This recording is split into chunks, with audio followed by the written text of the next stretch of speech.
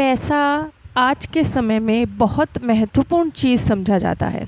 और अगर आपको ये कहा जाए कि पैसा कम महत्वपूर्ण है, जीवन की खुशियाँ ज़्यादा महत्वपूर्ण है या पैसा देने से बढ़ता है, तो हमें ये सारी बातें एक बस किताबी फ़िलॉसफ़ी जैसी लगती हैं। हमें लगता है कि हाँ, बस ये सारी बातें कहने में बहुत अच्छी लगती हैं, लेकिन प्रैक्टिकल लाइफ़ में धन चाहिए। और इस तरह की जो सोच डेवलप हुई है, उसके पीछे जो बड़े-बड़े धार्मिक संस्थान या धर्मगुरु हैं, उनकी भी बहुत ज़्यादा महत्वपूर्ण भूमिका रही है, क्योंकि उन्होंने यही दिखाया है कि आपको समझाया जाता है कि धन कितनी साधारण सी या यूज़लेस चीज़ है, लेकिन वो खुद आपसे धन की डिमांड करते हैं, या आप समाज में एक इस तरह का सिस्टम देखते हैं। तो इस वजह से ये सारी बातें जो हमें समझाई जाती हैं धन को लेकर आध्यात्मिक विधि से, तो वो हमें समझ नहीं आती हैं, क्योंकि हमें लगता है कि व्यवहारिक रूप कुछ और है, आध्यात्मिक रूप कुछ और है। आप थोड़ा खुले नज़रिए से अपने आसपास की दुनिया की तरफ देखिए। आप उन लोगों की तरफ देखिए जो पैसा आने पर उन्हें दाँतों से पकड़ लेते हैं, बिल्कुल छोड़ना नहीं चाहते हैं। और उन लोगों को देखिए जो पैसे को एक ऊर्जा समझते हैं, उसे बहने देते हैं। यहाँ मैं एग्ज़ैक्टली जो जेम्स प्रांग ने मनी के विषय में कहा है, उनके जो एग्ज़ैक्ट शब्द हैं, उन्होंने कहा कि how you handle money is a karmic lesson. Universe gives you back what you give out. When you release your tight grip on money and use it to help others, you open up the flow and exchange of energy. अब यहाँ पर ना आप लोगों की mentality को देखिए कि कुछ लोग जो जीवन में धन कमाते हैं, उनको शायद अध्यात्म से उनका कोई लेना देना नहीं होगा, उनकी कोई इस कुछ उन्होंने इस विषय में सोचा ही नहीं होगा, लेकिन जो उनका जीवन जीने का तरीका होगा, जो उनका काम करने का तरीका होगा, वो इस तरह का होगा कि पैसा आगे बढ़ता है, पैसे से पैसा कमाया जाता है, पैसा रुकना नहीं चाहिए, पैसा बहना चाहिए। उन लोगों ने जब अपनी तरक्की के बारे में सोचा होगा, तो चाहे उनकी सोच आध्यात्मिक ना भी रही हो, लेकिन वो जो एक पैटर्न सेट हो जाता है ना सोचने का, कई जन्मों के जो आपके संस्कार होते हैं, आपकी सोच, आपका नज़रिया होता है, वो आपका जैसे हमारी कुछ आदतें होती हैं, वो हम सोचते समझते नहीं हैं, बस अपने आप हो जाती हैं।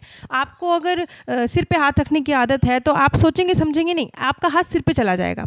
इसी तरह से कुछ लोग जिनका जो थिंकिंग पैटर्न है, वो जो पास्ट बर्थ के संस्कार हैं, वो जो इस बर्थ के संस्कार हैं, चाहे उन्हें अध्यात्म की ABCD भी ना पता हो, लेकिन जहाँ पैसे की बात आती है, वहाँ वो इस चीज़ को सबकॉन्शियस रूप से समझते हैं कि पैसा एक ऊर्जा है, जिसे जितना बांटेंगे उतना रिटर्न होकर हमारे पास आएगी।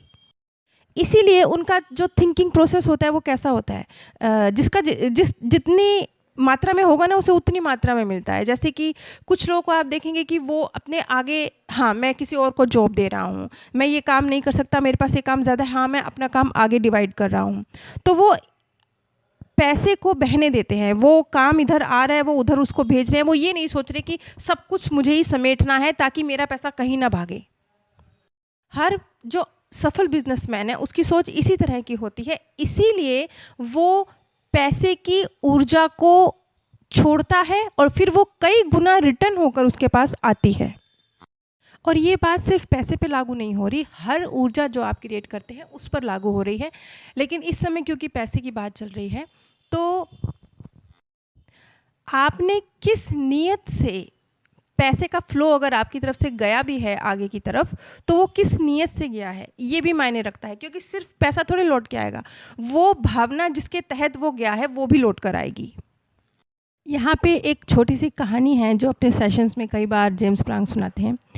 वो कहते हैं कि एक बार एक बहुत बहुत रईस आदमी, जिसके पास अथाह दौलत थी धरती पर, जिसे वो गिन भी नहीं सकता था, इतनी दौलत थी, उसकी मृत्यु हो जाती है। मृत्यु के बाद जब वो सोल वर्ल्ड में पहुंचता है, तो उसे एक बेइंतहा खूबसूरत, जिसकी खूबसूरती को आप शब्दों में बयां ना कर सकें, इतना खूबसूरत स्थान दिखता है। जब वो जाता है तो वो देखता है कि क्या रंग है, क्या खुशबू है, बयां नहीं कर सकता। हर तरफ बगीचा है, खूबसूरत पेड़ पौधे हैं, बहुत खूबसूरत महल हैं। तो उसे बड़ी खुशी हुई, उसे लगा कि मेरे लिए ये स्थान है। तो लेकिन जो एंजल उसके साथ थे वो कहते हैं कि नहीं, आपका स्थान आगे है, थोड़ा आगे चलिए। वो आगे जाता है, आगे जाता है तो वो देखता है कि यहाँ भी खूबसूरत हवेलियाँ हैं, सुंदर बगीचा है, लेकिन वो बात नहीं है। तो फिर वो कहता है अच्छा ये स्थान, तो एंजल कहते हैं नहीं, थोड़ा और आगे चलिए। थोड़ी दूर और जाने पर वो देखता है कि बस झोपड़ियाँ सी हैं, मिट्टी मिट्टी है, बगीचा तो है ही नहीं। तो वो कहते हैं नहीं नहीं, ये स्थान मेरा नहीं हो सकता, मैं बहुत रईस आदमी हूँ, मैंने बेहिसाब दौलत कमाई है, कितने लोगों को तो मैंने अपने पास नौकरी पे रखा है। एंजल कहते हैं हाँ आप ठीक कह रहे हैं, ये स्थान आपका नहीं है, आपका स्थान थोड़े आगे है। वो अमीर आदमी खुश हो जाता है, उसे लगता है कि हाँ कोई बहुत ही बेहतरीन स्थान होगा। तो वो उसके साथ और आगे जाता है, तो देखता है कि आगे एक जगह है जहाँ मुश्किल से उसका सिर भी छत को टच कर रहा है, खड़ा होने की जगह मुश्किल से है। ऐसे एक स्थान पर ले जाकर बगीचा, फूल, इसका तो नामो निशान नहीं है। वो उसे कहता है कि ये स्थान आपका है। इस पर वो अमीर आदमी को बहुत गुस्सा आया, उसने कहा ये क्या कह रहे हो, ऐसा स्थान मेरा कैसे हो सकता है। तो एंजल का जवाब था कि जो कुछ भी आप भेजते हैं यहाँ पर उसी से निर्माण किया जाता है। चलिए, ये तो एक काल्पनिक कहानी थी। अब हम एक सत्य घटना पे आते हैं। ये केस 2006 का है। एक बहुत ही रईस, बहुत ही अमीर महिला ने जेम्स प्रांग से संपर्क किया। ये एक ऐसे हस्बैंड वाइफ का केस है जो कि इस भौतिक दुनिया में तो बेहिसाब रईस थे, इतने रईस कि वो अपनी दौलत को गिन भी नहीं सकते थे। लेकिन अगर आध्यात्मिक नज़रिए से कहा जाए तो वो बिल्कुल कंगाल थे। तो उन महिला के हस्बैंड का स्वर्गवास हो चुका था, जो कि एक बहुत बड़े स्तर के वकील थे, और उन्होंने बेहिसाब दौलत अपनी इस वकालत के ज़रिए कमाई थी। तो जेम्स प्रांग ने कहा कि आपके हस्बैंड क्लिंटन, जो कि आपके पीछे खड़े हैं, वो आपसे कुछ कहना चाह रहे हैं। वो आपसे बार बार एक ही बात कह रहे हैं कि जो कुछ भी तुम कर रही हो उसे बदल डालो, उसे चेंज करो, वो गलत है। उस औरत का जवाब था कि क्या क्या गलत है, क्या बदल डालूं। उसके बाद जेम्स प्रांग ने कहा कि क्लिंटन उन्हें बेहिसाब दौलत, बहुत सारी कारें, बोट्स, मेंशन, ज्वेलरी, ये सब दिखा रहे हैं, और वो ये कह रहे हैं, उनका ये मैसेज है कि ये सब चीज़ें मैटर नहीं करती। इसके बाद उनके हस्बैंड ने कहा कि जब वो सोल वर्ल्ड पहुँचे तो वो खुश नहीं थे। तो इस पर उनकी वाइफ, जिसका नाम बेटी था, उसने कहा कि क्या कह रहे हो, उन्होंने पूरा जीवन अच्छे से गुजारा, खुश गुजारा। तो ऐसी बातें कि मतलब धन अहमियत नहीं रखता या वो खुश नहीं थे, ये गलत है। ये बेटी की नज़र में ये बातें सही नहीं थी, क्योंकि उनके हस्बैंड ने तो एक अच्छी लाइफ गुजारी थी, धन के प्रति तो उनका बहुत गहरा लगाव था। इसके बाद जेम्स प्रांग ने आर्क का नाम दिया। आर्क इस महिला का बेटा था, और उनके हस्बैंड और उनके बेटे, इन दोनों की भी एक प्लेन क्रैश में मृत्यु हो गई थी। वो जो क्लिंटन की लाइफ थी वो इस तरह की थी कि उसने पूरा जीवन धन को अहमियत देते हुए गुजारा। वो खुद अपने लफ्ज़ में कहता था कि मेरी मनी तो ब्लड मनी है। ये उसके लफ्ज़ थे अपने पैसे के बारे में, क्योंकि जीवन पर्यंत उसने सच को झूठ और झूठ को सच बनाया धन कमाने के लिए। उसके बाद जेम्स प्रांग ने कहा कि आपके हस्बैंड चैरिटी की बात कर रहे हैं। आपके हस्बैंड जिन लोगों को उन्होंने ज़्यादा चार्ज किया या धोखा दिया, गुनहगार को छुड़वाया, उन लोगों की मदद करने की बात कर रहे हैं।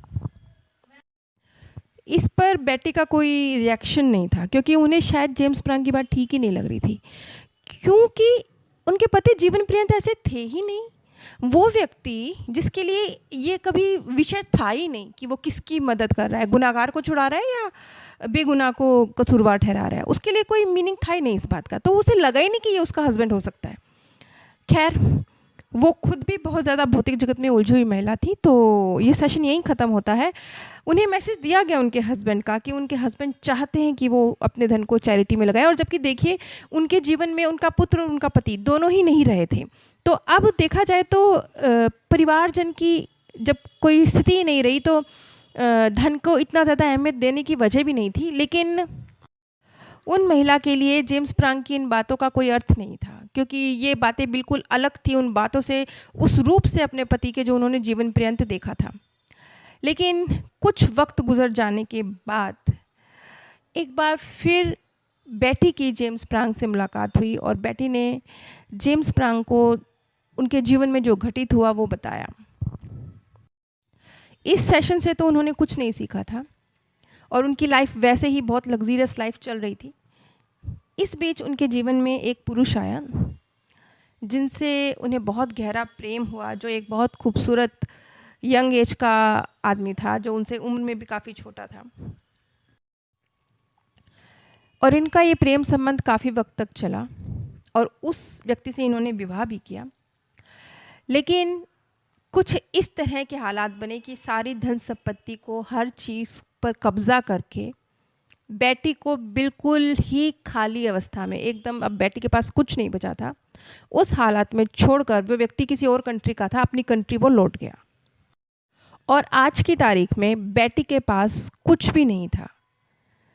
वो व्यक्ति उसका सब कुछ लेकर एक दूसरी कंट्री में जा चुका था, और अब वो वहाँ संपर्क भी नहीं कर सकती थी। वो शायद जानती भी नहीं थी कि वो व्यक्ति कहाँ रहता है, उसके विषय में उसको कुछ जानकारी ही नहीं थी।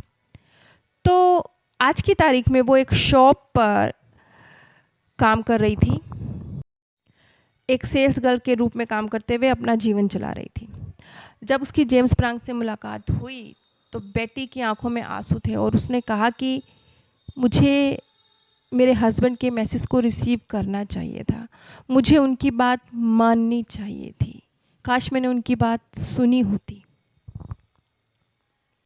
अब जब इस तरह के केस सामने आते हैं तो आप एक बात पे ध्यान दीजिए कि स्वर्गीय आत्माएं जब कम्युनिकेट करने की कोशिश करती हैं तो कई बार जब इतना क्लियर कट मैसेज मिल रहा होता है, अब देखिए जेम्स प्रांग कोई छोटे मोटे स्तर के साइकिक नहीं है, वो बहुत बड़े स्तर के साइकिक हैं। उनके तो शोज़ कई अमेरिकी चैनल पर आ चुके हैं, वो अपनी फील्ड में एक महान व्यक्ति की कैटेगरी में आते हैं। तो उनके थ्रू मिलने वाले मैसेज पर डाउट करने का तो कुछ मतलब ही नहीं बनता था। लेकिन फिर भी उस महिला ने जेम्स प्रांग का इतना क्लियर कट 2 टूक मैसेज मिला, फिर भी उन्होंने रिसीव नहीं किया। और जब रिसीव नहीं किया तो किस तरीके से उनके जीवन में वो आज वो कहती हैं कि काश मैंने चैरिटी ही की होती, वही बेहतर होता। अब आप अपने आसपास के जितने भी रईस लोगों पर नज़र डालेंगे तो आप पाएंगे कि अलग अलग मात्रा में उनमें ये भावना रही है कि मैं भी कमाऊं और सामने वाला भी कमाए। सिर्फ मैं के बारे में सोचने वाले एक क्लोज माइंडसेट से वो बाहर निकले हैं, और ये सब कुछ सोच विचार के, सोच समझ के नहीं किया होगा उन लोगों ने, क्योंकि कुदरत आपको जो भी लाइफ लेसन सिखाती है वो इस तरीके से नहीं सिखाती कि आप सोच समझ के करें। जैसे कि मान लीजिए आप दान दे रहे हैं, तो एक तो होता है आप सोच विचार के दान दे रहे हैं कि नहीं मैं ना दान दे रहा हूँ, मैं कितना अच्छा काम कर रहा हूँ, आज का दिन कितना शुभ है, मेरे हाथ से ना ये वाला अच्छा काम हो रहा है, मैंने इस व्यक्ति को इतना धन दिया, आज मैंने इतना सारा दान किया। एक होती है भावना, एक होती है कि आप अपने अंदर अंदर से लाइफ लेसन ऐसे गुड़ा हुआ है, ऐसे सीखा हुआ है कि आप बस यूं ही चलते हुए कोई ज़रूरतमंद देखते हैं, उसे दान देते हैं और फिर भूल जाते हैं और आगे बढ़ जाते हैं। आपके मन में ख्याल भी नहीं आता कि मैंने बहुत अच्छा काम किया है, आज मेरे हाथ से कितना अच्छा काम हुआ, आज का दिन कितना शुभ है, ऐसा कोई ख्याल आपके मन में आता ही नहीं है। क्यों? क्योंकि ये चीज़ आपके अंदर इस तरीके से घुस चुकी है कि अब ये फ्लो में है, आदत में है, संस्कारों में है, मन में विचार क्रिएट ही नहीं होता और काम हो जाता है, उस स्टेज पर है। ये जो कुदरत है, ये जो भी लाइफ लेसन आपको सिखाती है वो इसी तरह से सिखाती है।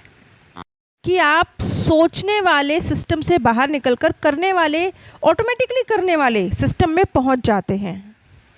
आप सभी पर परमात्म सौंदर्य, प्रेम और आनंद सदैव बरसता रहे। आप सभी दिव्य परम धाम में स्थान प्राप्त करें। पैसा आज के समय में बहुत महत्वपूर्ण चीज़ समझा जाता है।